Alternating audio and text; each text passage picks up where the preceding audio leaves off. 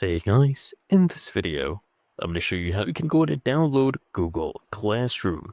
Now you can do this from both your Android device or iOS device. You just open up your Google Play Store for Android or your Apple App Store for your iOS. Then come here and just search for, Google Classroom. You can just type that in here. Google Classroom, there you go.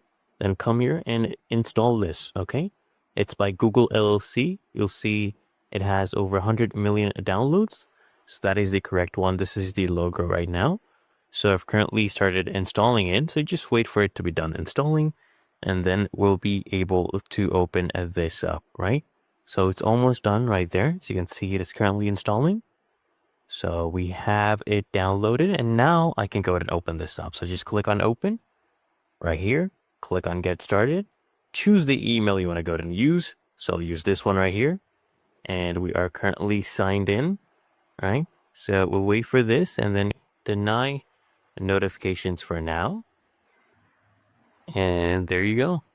Really that easy and simple.